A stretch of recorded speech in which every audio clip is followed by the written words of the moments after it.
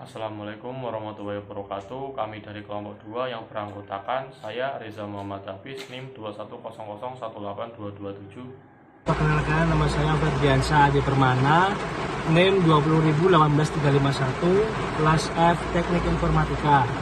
Perkenalkan, nama saya Gaidara Faudia, NIM 210018258. Perkenalkan, nama saya Andika Bagus Wicaksana Aji dengan NIM 21000182232. Perkenalkan, nama saya Dewi Anggraini dengan NIM 21000182555. Abstrak. Konstitusi merupakan landasan hukum yang paling mendasar yang melingkupi penciptaan bentuk-bentuk hukum yang sah setelahnya. Umumnya, konstitusi merupakan refleksi dari identitas nasional dari negaranya. Indonesia mempunyai Undang-Undang Dasar Negara Republik Indonesia tahun 1945 sebagai konstitusi tertulis negara. Di dalam Undang-Undang Dasar Negara Republik Indonesia terdapat suatu hukum yang mengatur lama waktu dan berapa periode seorang presiden dapat menjabat. Tetapi masih terdapat suatu kasus yang tidak sesuai dengan konstitusi, yaitu wacana presiden menjabat selama 3 periode. Hal tersebut tidak sesuai dengan konstitusi karena dalam pasal 7 Undang-Undang Dasar 1945 telah diatur masa jabatan presiden dan wakil presiden maksimal 2 periode. Analisa ini akan secara spesifik membahas tentang argumen dan juga bukti-bukti tentang wacana presiden yang akan menjabat selama 3 periode. Argumen yang akan disampaikan oleh Ferdiansyah dan Gaida. Di sini saya akan menjelaskan tentang argumen-argumen masa jabatan periode presiden. Pertama, bangsa Indonesia pernah merasakan traumatik saat Undang-Undang Dasar 1945 asli. Di pasal 7 tidak diatur secara jelas mengenai masa jabatan presiden. Kedua, salah satu ciri negara demokrasi adalah adanya sirkulasi kepemimpinan yang terjaga, yaitu bukan hanya pemilu melainkan aturan hukum harus membatasi jabatan publik tertentu, tidak diisi orang yang sama dalam waktu yang terlalu lama. Ketiga, mengenai beberapa periode jabatan presiden, maka praktik negara yang menganut sistem presidensial adalah mayoritas mengatur paling banyak 2 periode. Dalam pasal 7 Undang-Undang Dasar 1945 disebutkan bahwa presiden dan wakil presiden hanya dapat menjabat sebanyak 2 kali masa jabatan.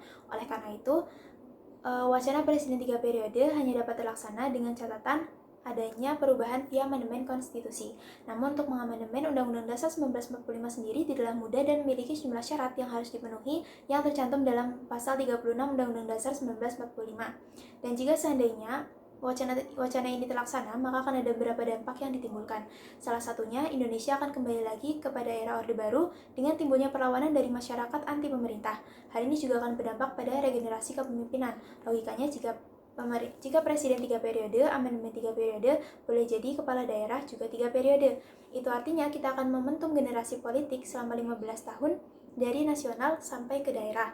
Setelah itu ada juga potensi pemerintah otoriter. Tidak ada yang menjamin ketika semua orang kuasai parlemen itu tidak menguasai semua aspek. Itu berarti pemerintah kita hanya jatuh di tangan orang-orang khusus dan oligarki. Dan bukti-buktinya akan dibacakan oleh Andika dan Dewi. Contoh bukti kasusnya adalah kasus lengsernya Soeharto. Pada awalnya banyak orang yang ingin beliau menjabat kembali sebagai presiden, terutama Harmoko, yaitu salah satu pendukung Bapak Soeharto. Periode kepemimpinan Soeharto tak berlangsung lama.